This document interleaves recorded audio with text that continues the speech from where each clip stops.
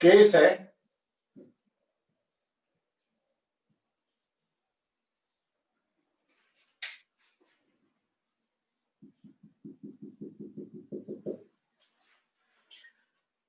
ये जो है ये m द्रव्यमान का एक ब्लॉक है। तो m द्रव्यमान का ब्लॉक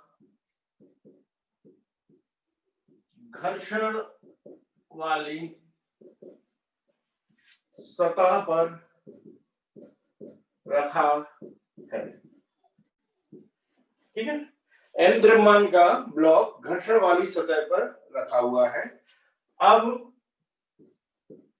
इस पर क्षैतिज दिशा से थीटा कोण बनाते हुए, अब इससे क्षैतिज दिशा से थीटा कोण बनाते हुए एक बल F आरोपित किया जाता है।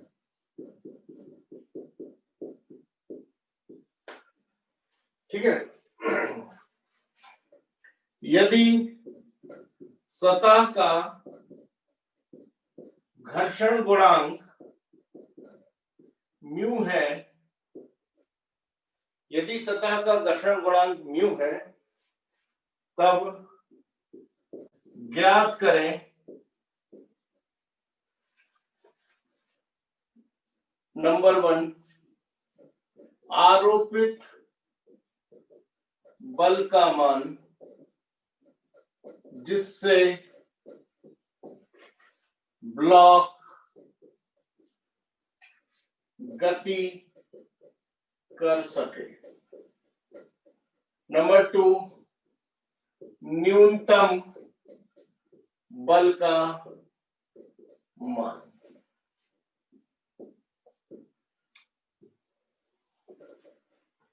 ये क्वेश्चन है, एक ब्लॉक है, ये क्षैतिज है और ये F बल है थीटा कोण। ठीक है, तो इस प्रकार का क्वेश्चन है कि ब्लॉक है, घर्षण वाली सतह पर रखा गया है और F बल लगाना है, वो भी क्षैतिज में नहीं लगाना है, क्षैतिज से थीटा कोण बनाते हुए लगाना है। तो इस अवस्था में उस बल F का मान क्या होगा जिससे ये ब्लॉक गति कर सके। दूसरी बात यह है कि उस न्यूनतम बल का मान क्या होगा जिससे ब्लॉक गति कर सके, है ना। दो, एक नॉर्मल फोर्स और एक मिनिमम फोर्स, ये दो चीजें आपको निकालना है। तो हम इसको सॉल्व करेंगे, फिर से एक बार डायग्राम बनाएंगे।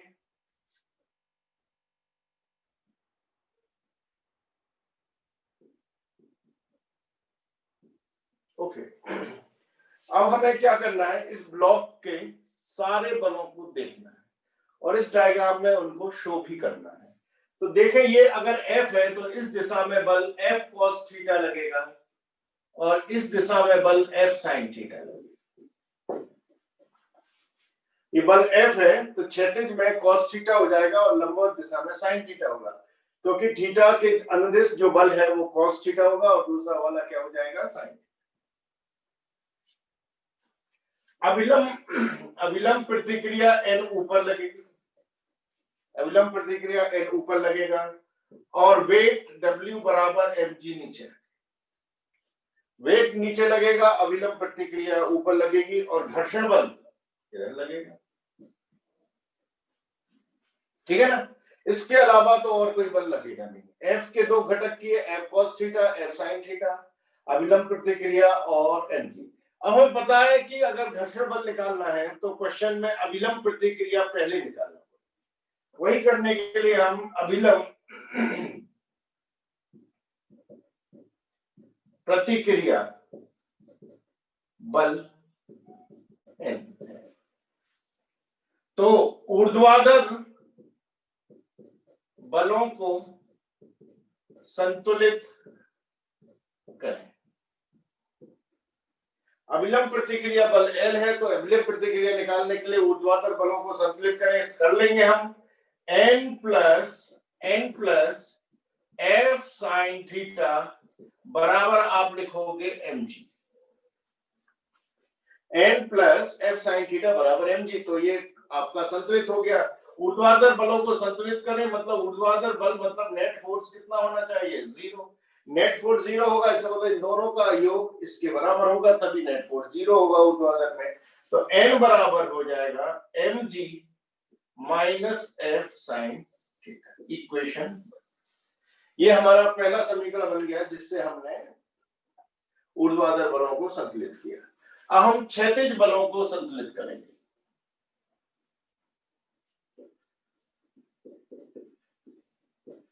क्षैतिज बल ब्लॉक को गति कराएगा।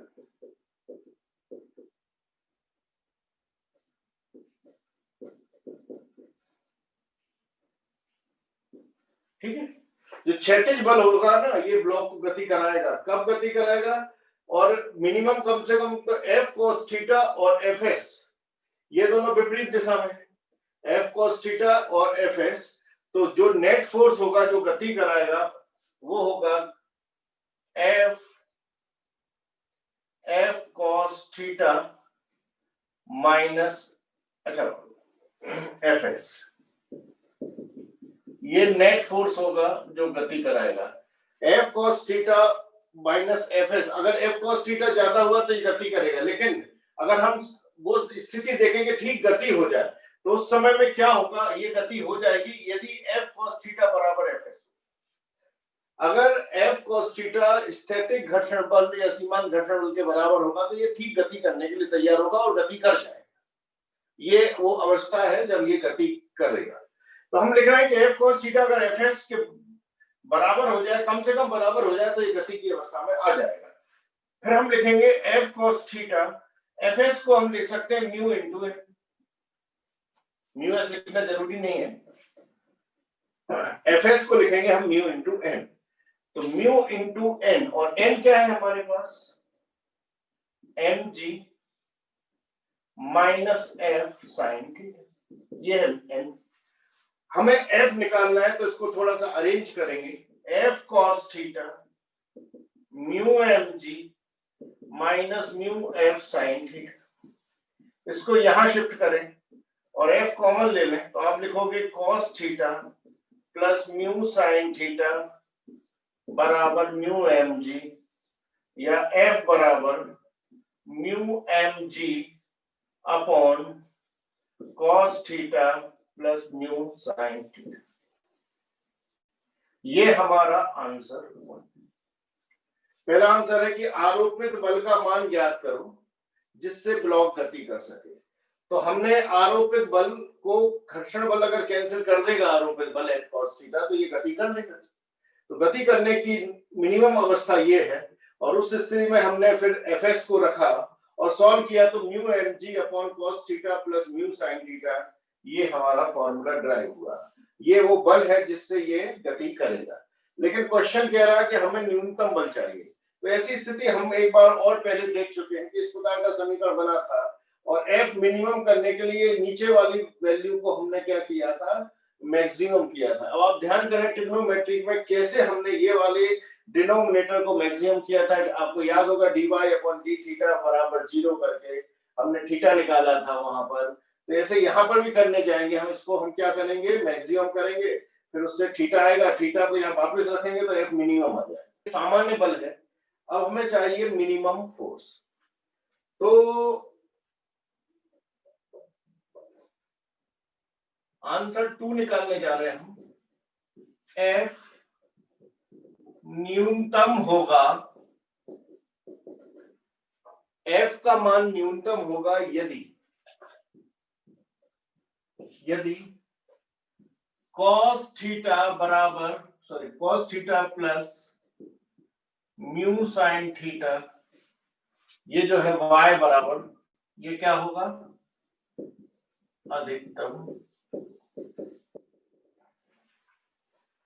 y बराबर cos theta plus mu sine theta अगर अधिकतम हो तो f न्यूनतम। ये बहुत नॉर्मल बात है। ऊपर है न्यूमरेटर, नीचे डिनोमिनेटर। डिनोमिनेटर अधिकतम होगा तो बल न्यूनतम होगा। तो अब ये अधिकतम न्यूनतम का चक्कर आ गया है, तो dy अपॉन dx थीटा ये 0 होगा।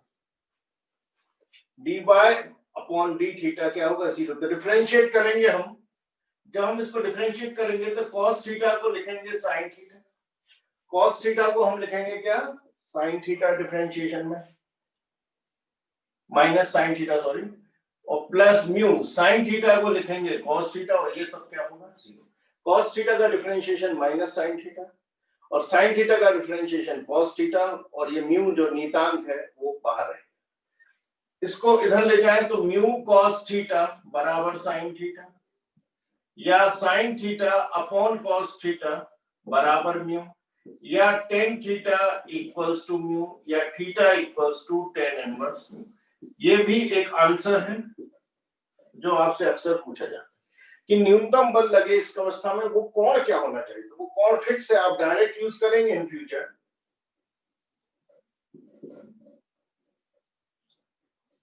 आप डायरेक्ट यूज करेंगे कि वो कोण टेन इनवर्स म्यू होगा, theta equals to tan inverse mu होगा। अब हमें क्या करना है कि हमें पता चल गया है कि टेन थीटा बराबर म्यू है, तो टेन थीटा अगर म्यू है तो हमें कॉस और साइन लिखना आना चाहिए। अब आप अगर वो लिख दें तो एक since tan theta is mu, और ये होता है परपेंडिकुलर अपॉन बेस, तो हाइपोटेनस होगा under root of mu square plus 1। अगर टेन थीटा बराबर म्यू है तो म्यू बराबर होगा परपेंडिकुलर और 1 होगा बेस, तो हाइपोटेनस होगा परपेंडिकुलर का स्क्वायर और बेस का स्क्वायर, तो म्यू स्क्वायर प्लस 1 लिख दिया हमने, ये हाइपोटेनस हो गया। तो हम F बराबर म्यू एम जी अपॉन, अब ये मिनिमम हो चुका है, F मिनिमम निकाल रहे हैं, तो mu M G upon cos theta को आप लिखेंगे, कॉस थीटा क्या होता है, कॉस थीटा होता है बेस अपॉन हाइपोटेनस, मतलब 1 अपॉन बेस 1 है और hypotenuse under root mu square plus 1, ये हमने कॉस थीटा लिखा, प्लस म्यू साइन थीटा को लिखेंगे परपेंडिकुलर अपॉन हाइपोटेनस, मतलब mu upon under root mu square plus 1। ठीक है, अब एलसीएम अगर हम cos theta plus mu sin theta हमने लिख दिया, तो F मिनिमम होगा म्यू, ये म्यू स्क्वायर प्लस 1 और ये म्यू प्लस 1 बचा। ठीक है, तो ये under root mu square plus 1 LCM लेकर ऊपर कर दें, और ये बचेगा नीचे म्यू प्लस 1 और यहाँ एन। अब अगर आप इसको ध्यान से देखें तो अगला स्टेप हम जो लिखने जा रहे हैं, ऊपर है नीचे म्यू, एक म्यू और आएगा, म्यू ये है और साइन थीटा का भी म्यू आएगा, तो ये म्यू स्क्वायर हो जाएगा। देखो ये म्यू है और साइन थीटा बराबर होगा mu upon mu square plus 1, तो दो बार म्यू होगा तो म्यू स्क्वायर अपॉन, तो ये एलसीएम लिया तो नीचे बचेगा म्यू स्क्वायर प्लस 1, ऊपर चला जाएगा। अब अगले स्टेप में ये इसकी पावर 1 है और ये 1/2 है, तो अगर हम इसको नीचे लाएंगे तो ये कैंसिल करेगा, और फाइनल न्यूनतम बल जो आएगा आंसर में वो आएगा mu upon under root of mu square plus 1 into, ये हमारा आंसर। तो ये आंसर 2 है हमारे। आंसर 2 में कॉन टेन इनवर्स म्यू होगा और न्यूनतम बल होगा mu M G upon mu square plus 1, और इसका भी हम डायरेक्ट यूज करेंगे। ये ट्रिग्नोमेट्री का यूज है, मैथमेटिक्स है, फिजिक्स नहीं है ना। हम जानते हैं कि टेन थीटा बराबर म्यू अपॉन 1, तो म्यू अपॉन 1, तो टेन थीटा होता है परपेंडिकुलर अपॉन बेस, अभिलंब अपॉन आधार। ठीक है, तो कर्ण क्या होगा, कर्ण होगा under root mu square plus 1, इसमें कोई दिक्कत। अब आप ये बताइए कॉस थीटा क्या होता है, कॉस थीटा होता है बेस अपॉन हाइपोटेनस, और साइन थीटा क्या होता है परपेंडिकुलर। तो भाई ये नॉर्मल बल है, अगर एफ मिनिमम चाहिए तो थीटा फिक्स है कि टेन थीटा म्यू होना चाहिए। इसकी सहायता से आपको कॉस थीटा, तो कॉस थीटा को हमने लिखा है बेस अपॉन हाइपोटेनस। बेस क्या है सर बताओ, ये बेस है और ये परपेंडिकुलर, तो 1 अपॉन हाइपोटेनस लिखते, फिर लिखा प्लस म्यू साइन थीटा, तो एक म्यू ऑलरेडी है, और फिर साइन थीटा लिखोगे तो फिर से म्यू अपॉन ये एच करोगे। जब आप इसको एलसीएम कर लोगे म्यू स्क्वायर प्लस 1, और ये कहां जाएगा, ये ऊपर चला जाएगा, तो हमने इसको ऊपर भेज दिया एलसीएम लेके, तो नीचे क्या बचेगा 1 प्लस म्यू स्क्वायर। अब ये घात 1 है और ये 1/2 है, तो 1 माइनस 1/2 जब ये नीचे लाओगे घात को तो ये 1/2 बचेगा। तो इसको हमने काटा इससे, जैसे ऊपर √2 होता है और नीचे 2 होता है, तो क्या लिख देते हो आपको 1/√2 लिख देते हो। तो वही सेम किया हमने, इसको का कैंसिल किया तो नीचे बचेगा root of mu square plus 1 और ऊपर बचेगा म्यू एन जी, और यही इसका आंसर होगा। क्या अब आपको समझ में आ गया है? ये यहाँ तो मैंने एक डायरेक्ट तरीका भी बताया था, वो भी मैं आपको और बताऊंगा। डायरेक्ट लिखने का तरीका ये है, आपको बताया था कि मैंने a cos theta plus b sin theta का अधिकतम मान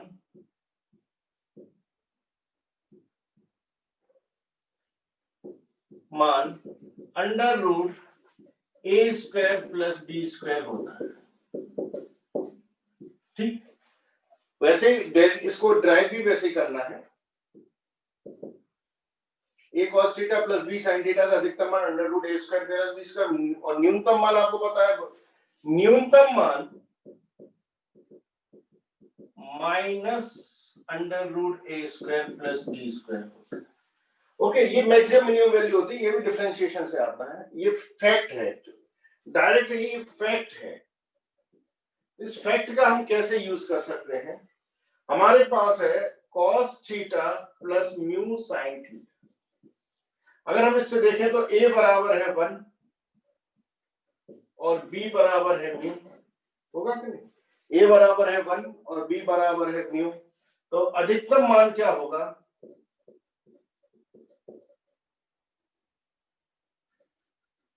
अधिकतम मान होगा under root of a square मतलब 1 प्लस म्यू स्क्वायर।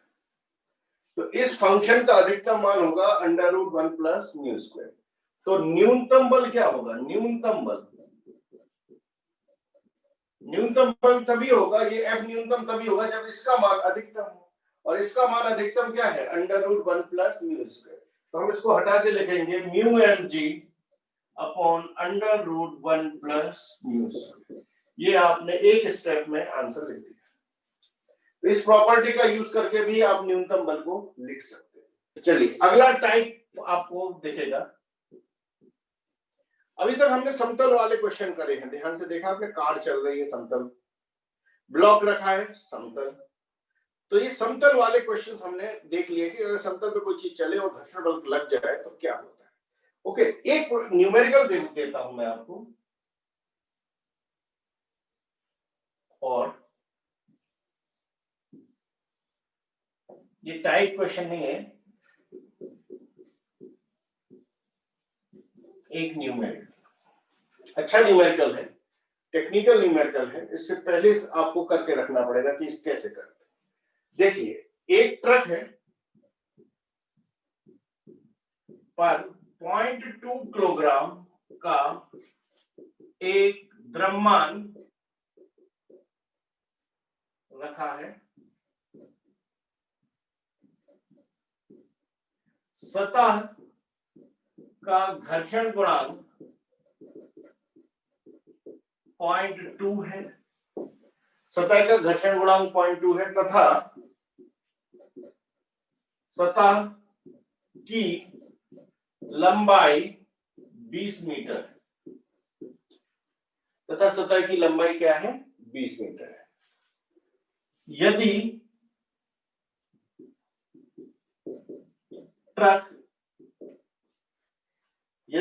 अच्छा घर्षण गुणांक थोड़ा सा ज्यादा कर देते हैं, 0.4 कर देते हैं। यदि ट्रक 2 मीटर पर सेकंड स्क्वायर के त्वरण से आगे गति करता है,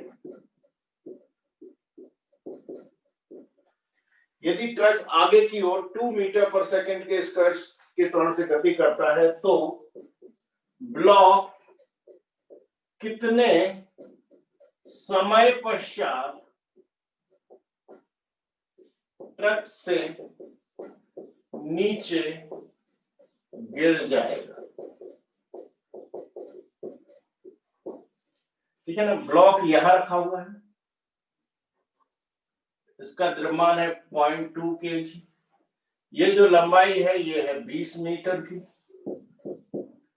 है ना। और अब ये ट्रक आगे की ओर a बराबर 2 मीटर पर सेकंड स्क्वायर से गति कर रहा है।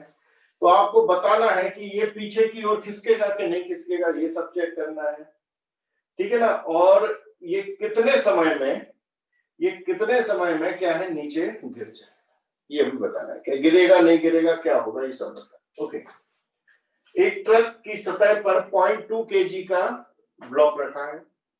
इस सतह का घर्षण गुणांक 0.4 है और इस सतह की लंबाई 20 मीटर है। त्वरण अचानक 6 मीटर ट्रक जो है 6 मीटर पर सेकंड स्क्वायर के त्वरण से आगे गति करता है। तो आपको बताना है कि ये ब्लॉक कितने समय बाद ट्रक के नीचे गिरेगा।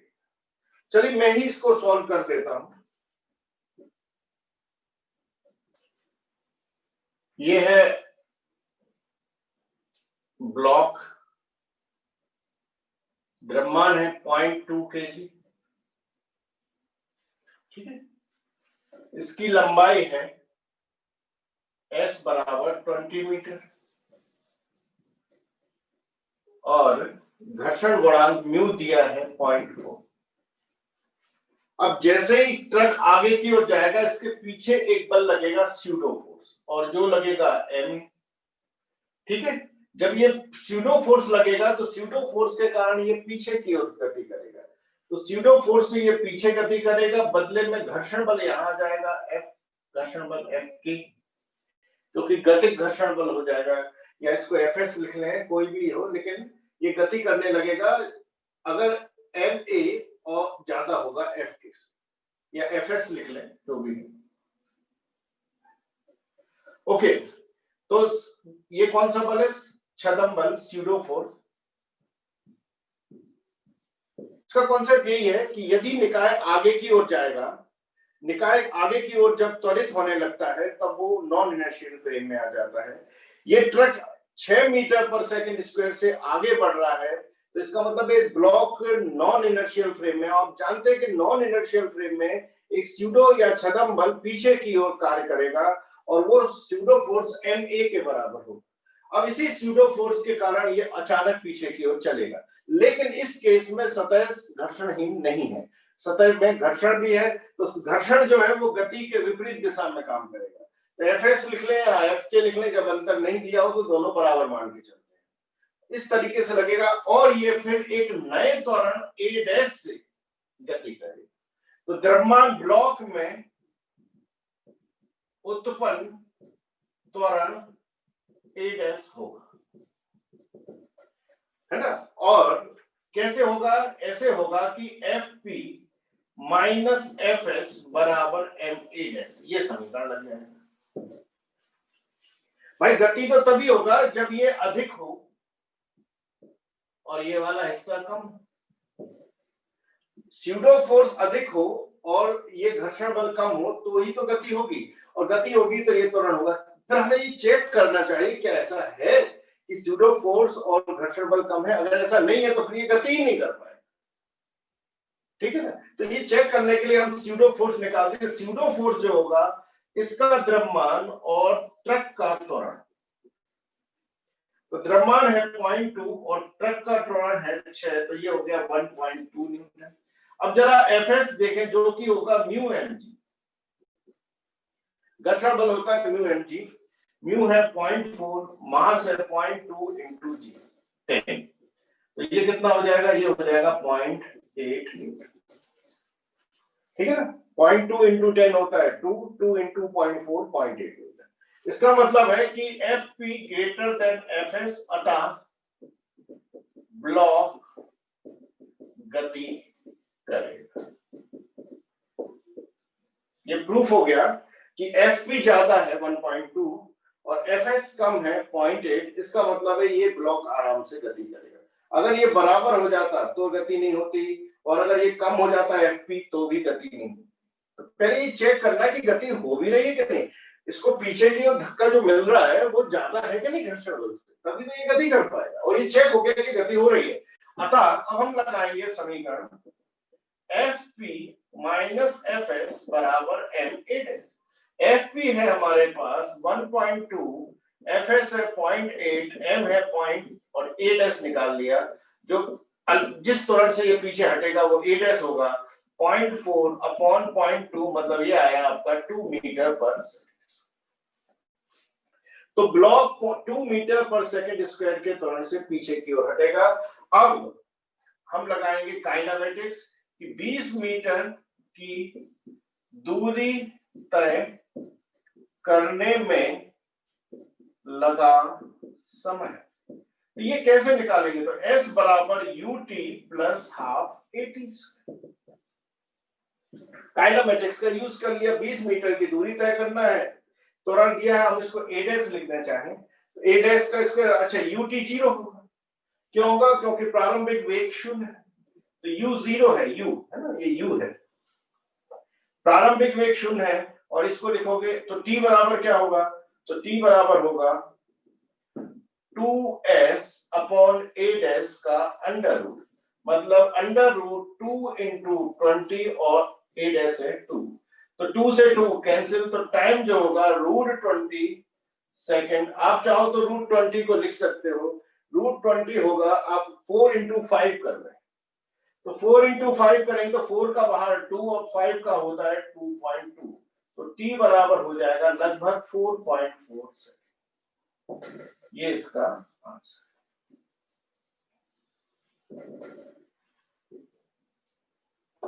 ओके, उम्मीद है आपको ये क्वेश्चन जो है घर्षण बल का स्टेप बाय स्टेप समझ में आ गया होगा।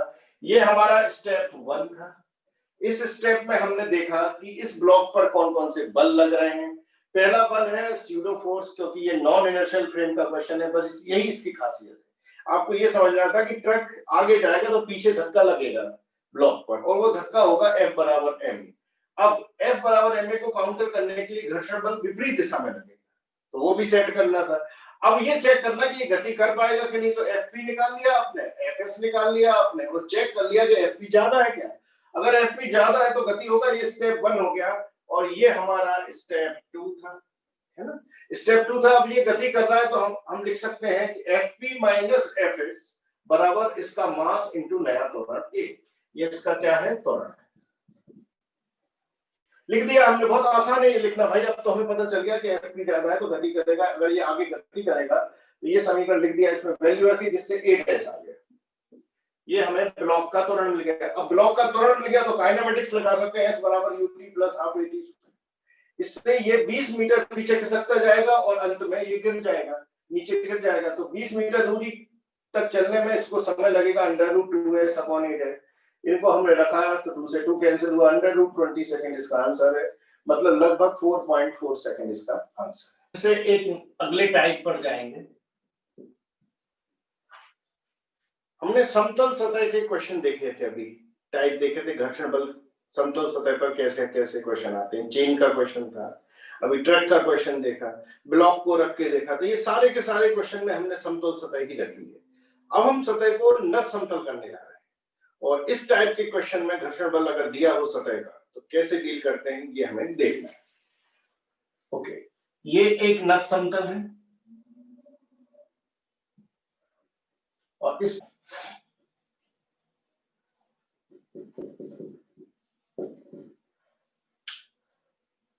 ओके, तो अब नत समतल का क्वेश्चन है। क्वेश्चन ये है कि ब्लॉक नत समतल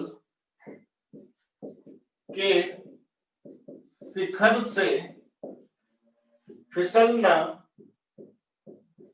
आरंभ करता है यदि सतह का घर्षण गुणांक म्यू है, तब ज्ञात करें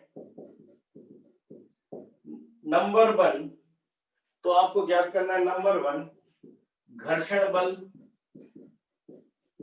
नंबर 2 घर्षण बल के बाद उत्पन्न त्वरण, और नंबर 3 नीचे धरातल पर आने में लगा समय टी तथा वेग v।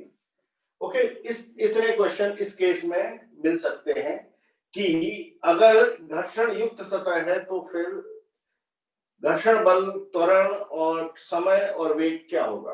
ओके, ये क्वेश्चन अलग टाइप का है, इसमें घर्षण दिया गया है, इस बात को ही आपको सबसे इंपॉर्टेंट मन में रखना है। अब इसको हम कैसे सॉल्व करेंगे, फिर से एक बार बना लेते हैं।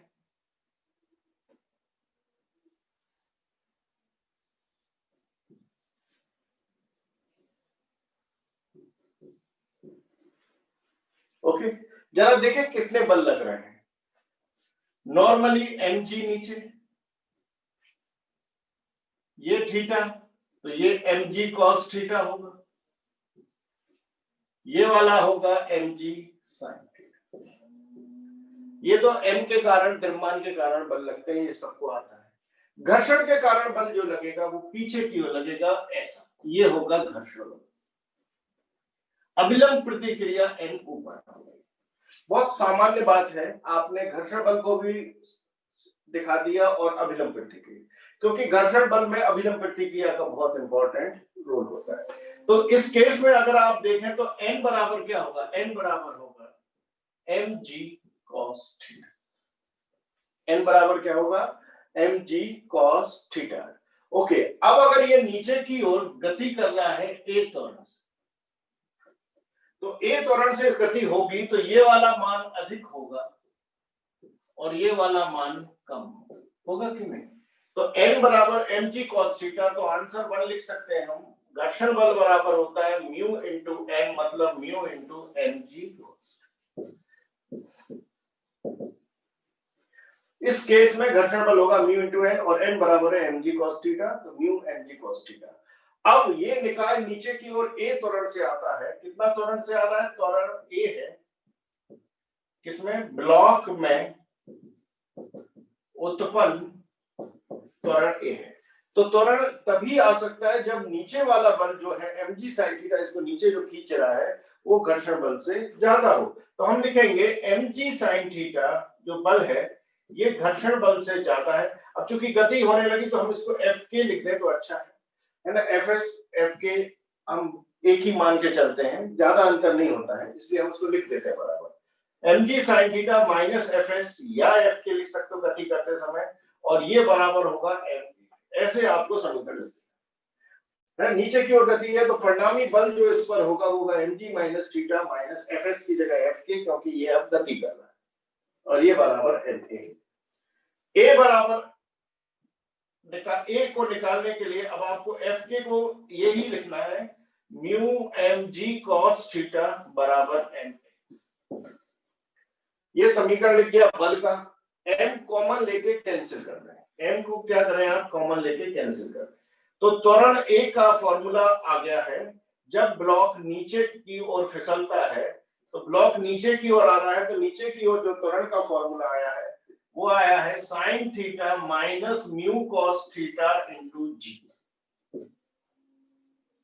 ये है आपका आंसर। और याद हो जाना चाहिए कि अगर ब्लॉक घर्षण वाली सतह पर नीचे की ओर आ रहा है तो नीचे की ओर त्वरण क्या होता है, g sine theta minus mu cos theta into g. इस त्वरण से ये नीचे की ओर आता है जब घर्षण दिया जाए। आंसर 2 हो गया। अब आंसर 3 निकालने के लिए आपको क्या करना है, धरातल पर आने में लगा समय और वेग निकालना है, इसके लिए काइनेमेटिक्स का यूज करेंगे। अगर आपको समय लगाना है तो s बराबर ut plus half at square का प्रयोग करें। u प्रारंभिक वेग 0 है तो t बराबर under root 2s upon a से निकाल। सेकंड आगे आसान, बस त्वरण निकाल लिया, त्वरण निकाल के आप समय निकाल सकते हो। हर हालत में पहले त्वरण ही निकालना कि कितने एक्सेलरेशन से नीचे आएगा, तभी आप समय का मान निकाल पाओगे। अब अगर आपको वेग निकालना है, वेग अंतिम वेग धरातल पर वेग, तो आप इसका यूज करें, v स्क्वायर बराबर u स्क्वायर प्लस 2as का। ओके, ये वाला हिस्सा 0 हो जाएगा, जैसे यहाँ ये 0 हुआ था। तो अगर हमको वेग चाहिए तो v बराबर होगा अंडर रूट 2as। ध्यान रखना है इसमें जो s है वो नत समतल की लंबाई है।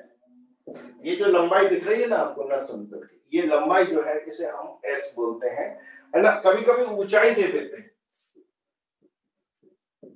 और हमें चाहिए होती है लंबाई, तो ध्यान रखना ऊंचाई से मतलब नहीं होता, लंबाई ही चाहिए। तो नट समतल की लंबाई है, अगर ऊंचाई दी हो तो आपको पता है क्या करना चाहिए, आपको लिखना चाहिए साइन थीटा बराबर एच अपॉन एस, तो एस बराबर हो जाएगा एच अपॉन साइन, जहां एच क्या है, ऊंचाई है। तो अगर कभी कभी नट समतल की ऊंचाई दे दें क्वेश्चन को कठिन बनाने के लिए, तो वो नहीं लेना, हमें नट समतल की लंबाई निकालना पड़ती है, वो साइन थीटा से आप निकाल पाओगे। साइन थीटा होगा परपेंडिकुलर अपॉन हाइपोटेनस, तो इससे आप एस बराबर निकाल लेना एच अपॉन साइन थीटा। ये एक्स्ट्रा है, एक्स्ट्रा है। एक्स्ट्रा मतलब ये अगर कभी एस ना देके आपको एच दे दे, इस अवस्था में आपको ये स्टेप भी करना पड़ता है। अगर डायरेक्ट लंबाई दी हो तो कोई कुछ करने की जरूरत ही नहीं है ना। मैं फिर भी एक बार और रिपीट करूंगा शॉर्ट में, ये आपको टाइप समझना पड़ेगा कि क्वेश्चन का टाइप क्या है। क्वेश्चन में अब नट समतल दिया है और वो भी घर्षण वाला दिया है, तो नट समतल है अगर घर्षण वाला है और एम द्रव्यमान नीचे की ओर अपने भार से फिसल रहा है, तो इस केस में mg sin थीटा उसको नीचे फिसलेगा, लेकिन घर्षण बल विपरीत दिशा में उसको रोकने का प्रयास करेगा। माना कि वो ए त्वरण से नीचे फिसलता है, तो एनएलएम लगाने में कोई दिक्कत नहीं कि mg sin theta minus fs बराबर ए होगा या fk बराबर ma होगा। हमने इसको लगा दिया और fk निकालना है नट समतल पर, म्यू mg cos थीटा होता है, कुछ नहीं। अब इसको बस सिंपलीफाई करके लिख लिया, ये याद हो जाता है अक्सर आंसर कि नीचे की ओर ब्लॉक जाता है तो sign theta minus mu cos theta आपको इनटू जी करना पड़ता है, ठीक है। अब इसमें आगे पूछ लेते हैं कि भाई ये नीचे फिसल रहा है तो त्वरण क्या होगा, नीचे पहुंचने का समय क्या होगा, नीचे पहुंचने पर वेग क्या होगा। तो इसके लिए वन डायमेंशनल मोशन, एक द्विमीय गति, वन डायमेंशनल मोशन, एक द्विमीय गति का आपको प्रयोग करना है, और इससे इस समीकरण से आप टाइम और इस समीकरण से आप वेग निकाल सकते हैं। अगर ऊंचाई h दी हो, लंबाई s ना दी हो, तो इन फॉर्मूला में s का यूज करें। s मतलब धरातल की लंबाई, तो अगर h दिया हो तो इस ट्रायंगल में आप देख रहे हो sin थीटा बराबर h अपॉन s लिख के आप s निकाल के फिर ये फॉर्मूले का यूज कर सकते हैं। अभी हमने जो टाइप पढ़ा है, इसी टाइप पर बेस्ड एक क्वेश्चन है जो एग्जाम में कई बार एज इट इज रिपीट हो जाता है ना। इसी फॉर्मेट में क्वेश्चन आता है कि एक थीटा झुकाव वाले नट समतल के शिखर पर एक एम द्रव्यमान का ब्लॉक रखा है, ठीक है ना। एम द्रव्यमान का एक ब्लॉक रखा है, यदि सतह घर्षण रहित हो, यदि सतह घर्षण रहित हो, तब ब्लॉक को धरातल तक पहुंचने में t समय लगता है, ठीक है। जब सतह घर्षण रहित है तब ब्लॉक को धरातल तक पहुंचने में t समय लगता है। यदि सतह घर्षण युक्त हो, यदि सतह घर्षण युक्त हो, तब यही ब्लॉक nt समय में धरातल तक पहुंचता है। अगर सतह घर्षण युक्त हो तो यही ब्लॉक n गुना समय में धरातल तक पहुंचता है। ऑब्वियसली उसकी स्पीड कम हो जाएगी तो समय बढ़ जाएगा, तो n गुना समय में धरातल तक पहुंचता है। सतह का घर्षण गुणांक म्यू का मान ज्ञात करें। ये क्वेश्चन है और आपको क्वेश्चन का फ्रेम बिल्कुल क्लियर हो गया होगा, आप पढ़ते ही समझ गए होंगे कि ये जो क्वेश्चन है ये किस टाइप का क्वेश्चन है, कौन से टाइप में गया। अब मैं आपको इसको सॉल्व करूंगा। सबसे पहले एक नट समतल बना लेते हैं, ये फिक्स है नट समतल। झुकाव कोण थीटा है और शिखर पे रखा है एक ब्लॉक एम। ठीक है, अब आप अच्छे से जानते हैं कि इसका mg sin थीटा नीचे लगेगा और mg यहां लगेगा और mg cos थीटा इधर लगेगा ना, ये बल लगेगा। अभी ये नॉर्मल स्थिति है। दो केस है, आप ध्यान से देखें, जब घर्षण रहित है और जब घर्षण युक्त है। ये दो बातें आपको ध्यान रखना। तो नंबर 1, यदि सतह घर्षण विहीन है, तो घर्षण विहीन है तो म्यू कितना रहेगा, 0। अब म्यू 0 रहेगा तो आपको बताया था कि a बराबर होता है sin theta minus 0 cos theta.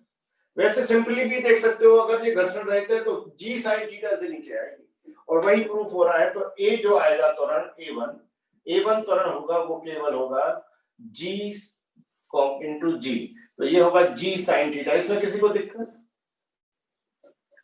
अब डायरेक्ट भी लिख सकते थे, हमने रिजल्ट का यूज किया, आप ध्यान करो। sin थीटा माइनस 0, म्यू बराबर 0 है तो 0 cos थीटा, ये वाला हिस्सा 0 हो गया तो g sin थीटा बचा। अगर आपको ये चाहे तो डायरेक्ट भी लिख सकते हैं। आपको पता है घर्षण नहीं है तो ये कितने त्वरण से जाएगा, a बराबर होगा g sin theta, m g sin theta बराबर m है, m से m कट जाएगा तो ये बराबर g sin theta.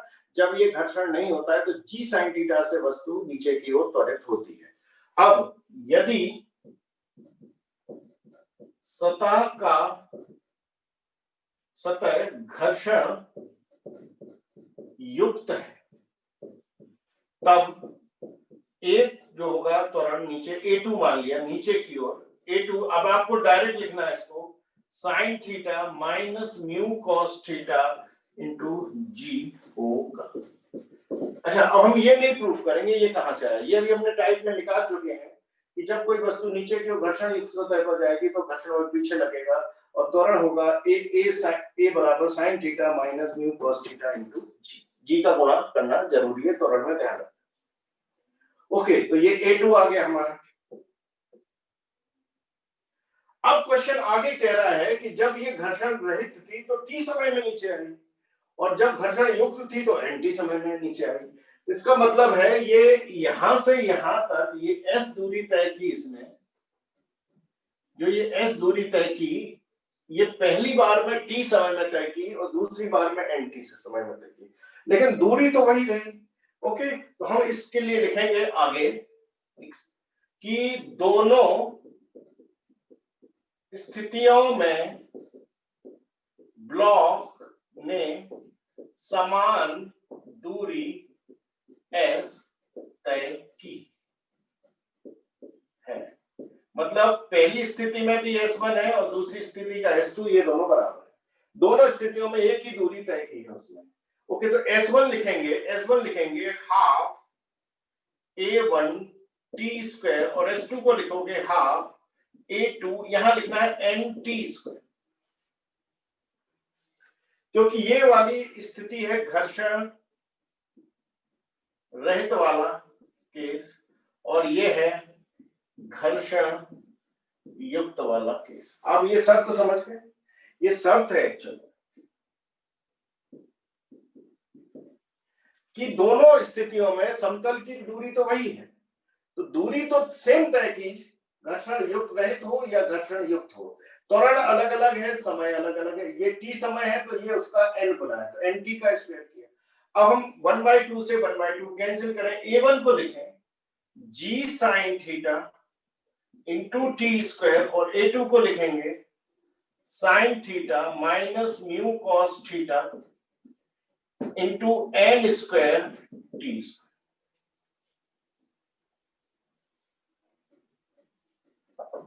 Into n square T square.